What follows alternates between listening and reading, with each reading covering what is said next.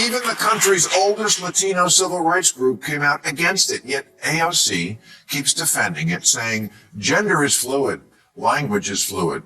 Yes, and Latino voters are fluid.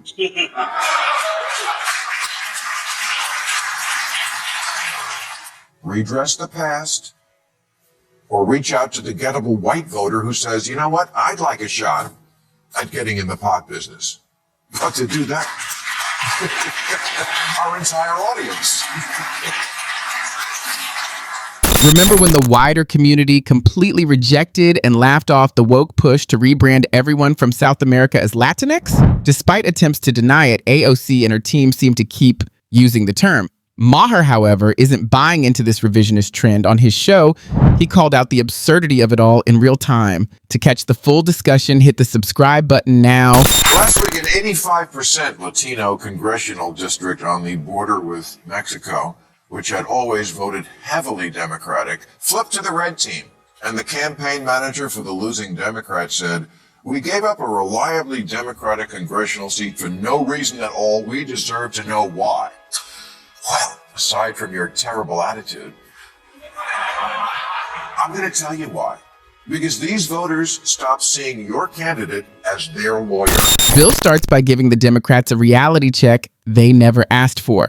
He explains why several of their prize seats ended up in Trump's hands, the very candidate they insisted had no chance. Democrats, he points out, were busy congratulating themselves, sipping lattes, and assuming the election was already won. All they thought they had to do on Election Day was show up, watch the victory parade, and toss some confetti. But the voters had other plans.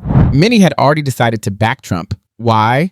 Because they felt their voices weren't truly represented by the officials they elected. Surprising, right? Focusing on virtue signaling and identity politics doesn't exactly build loyalty.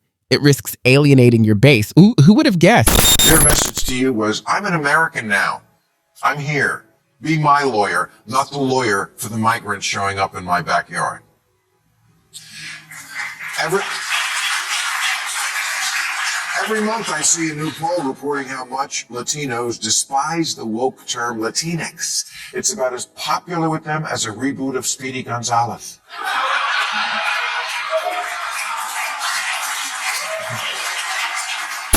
Somehow, Democrats thought it was a brilliant idea to prioritize defending immigrants who couldn't vote for them over the very people who put them in office. Genius strategy, right? Serving a group that can't influence the system while ignoring your actual constituents. As if that political circus couldn't get any wilder, they decided to sprinkle some woke fairy dust on top by pushing the term Latinx. Forcing a word onto a large community that openly rejects it was apparently their way of saying, we understand you. Poll after poll showed Hispanic voters weren't buying it. Yet, Democrats kept treating it like gospel, acting as if cultural condescension was the key to winning an election. Spoiler alert, it wasn't. By doing this, they handed Trump a political gift he didn't even have to ask for, alienating the very voters they needed most. Even the country's oldest Latino civil rights group came out against it, yet AOC keeps defending it, saying gender is fluid. Language is fluid. Yes, and Latino voters are fluid.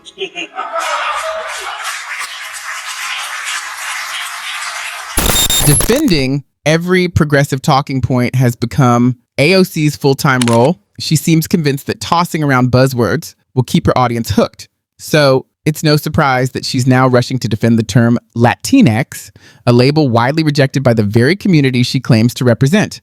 Ironically, AOC presents herself as a fierce advocate for the Bronx and its people, but much of this feels like political branding rather than reality. She often highlights her Bronx upbringing, yet her actual experiences differ significantly from the struggles she claims to champion. While her Latino heritage is undeniable, true cultural identity is more than checking a box on a form. It's rooted in tradition, language, and lived experience. On that front, AOC comes across as more performative than authentic. Considering how forced her admiration seems, that's hardly surprising.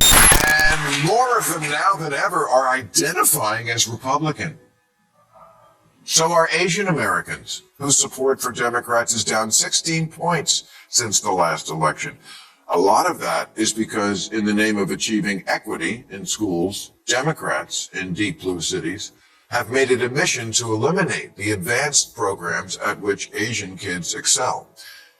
Asian parents said, okay, I wish all kids well, not a racist, but I need someone who acts like my lawyer. By eliminating advanced classes where Asian students often excel, the woke agenda isn't promoting equity, it's lowering educational standards. When excellence is sacrificed for the sake of feelings, everyone ends up settling for mediocrity. Think about it. What incentive is there to work harder if high achievers are stripped of opportunities to succeed? Why stay up late studying if the same respect and recognition is given to someone who barely tries? The consequences ripple outward. Children of all backgrounds lose role models, motivation, and the drive to excel.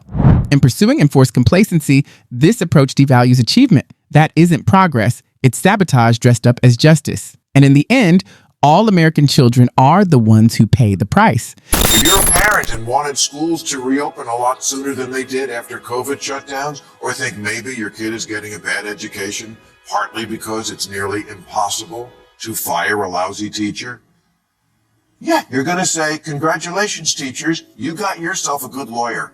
The Democratic Party's always got your back, 100%. But I've noticed my kid is kind of an idiot. So I may be looking for new representation. The damage that woke values are inflicting on our education system is difficult to overstate. These are the students who will become our future leaders, yet the effects of poor policies remain painfully clear even after the DNC's tenure has ended. Every day, the consequences are visible in our schools. Today's students are, by many measures, less knowledgeable, less disciplined, and less competitive than previous generations. Why? Because so-called reforms intended to empower children have often done the opposite. Branded as progress under the banners of equity and inclusion, these changes lowered expectations rather than raising them. The result? A generation less capable of critical thinking, less ambitious, and less prepared for the challenges ahead. Once considered the great equalizer, education under this approach has become the great dumbing down. This isn't just failure, it's deliberate sabotage. President Biden wants to cancel hundreds of billions of dollars in student debt. Okay, but the poorer 2/3 of American kids who don't get a college degree are going to say, why should the people who didn't go to college and make less money subsidize the people who did go and make more? You want me to chip in so some liberal arts college can build a bigger rock wall? You're not my lawyer. Another source of frustration for many Americans is the Democrats' obsession with erasing student loan debt. At its core, it's less about helping people and more about a vote-buying scheme disguised as compassion. After all, students took out loans fully aware of the costs of their education, and the expectation was clear. Borrow responsibly and repay. That's how accountability works. Paying off debt teaches discipline, responsibility, financial control, and a true appreciation for sacrifice. Instead, Democrats are focused on promoting handouts and an entitlement mindset, sending the message that accountability can be skipped if you shout loud enough. That's not leadership, it's pandering. Fortunately, voters are beginning to see through the charade. A universal basic income probably sounds pretty good to a lot of people struggling without a college degree. And a number of cities have been running pilot programs in guaranteed income. But the West Hollywood program had to be suspended because it was unconstitutional. They set up a program where 25 residents were to get $1,000 for 18 months, but only a few identified as LGBT, the rest of that. Why? Because they need money more than any other people? Because no one in West Hollywood will hire a gay person? LGBTQ plus individuals have become a central focus of the left's political messaging, often portrayed as the only group facing real challenges in America. Every speech, policy announcement, and virtue signaling effort seems aimed at this single community. But what about everyone else? What about straight men and women struggling to make ends meet? What about other racial and cultural groups? By concentrating so heavily on one constituency, Democrats send a clear message to millions of other voters: you matter less. Politics isn't a one-group game, and while catering to the LGBTQ plus community may have earned votes, it alienated many others. The consequences showed up at the ballot box. Democrats learned the hard way that popularity with one group doesn't translate to effective governance, and that ignoring large segments of the population comes with real costs. When he ran in 2020, Bernie Sanders said he would legalize marijuana on his first day as president, but that the business of selling pot would be awarded first to those who suffered most from the drug war. And you know what? I can't argue with that instinct. The drug war has been a horrendous instrument of prejudice and punishment for racial minorities. So it seems fair that they jump the line for weed franchises the way Indians did for casinos.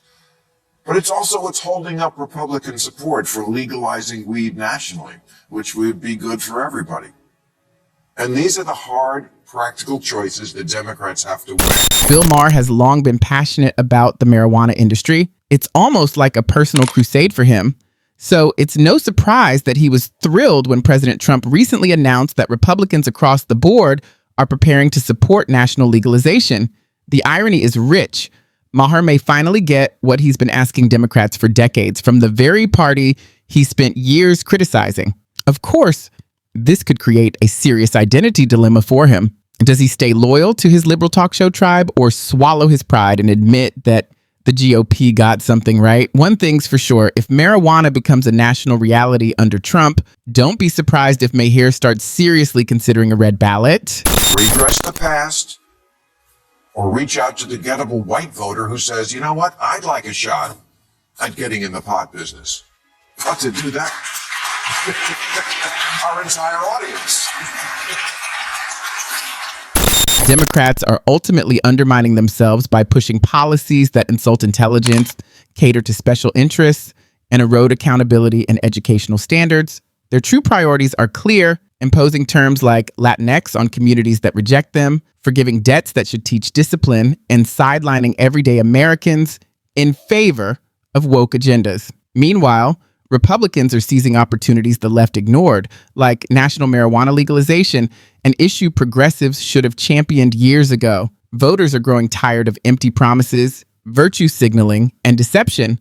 On election day, that frustration will be impossible to ignore. That wraps up today's video. For more content like this, make sure to subscribe to the channel and hit the like button. Thanks for watching, and I hope to see you in the next one.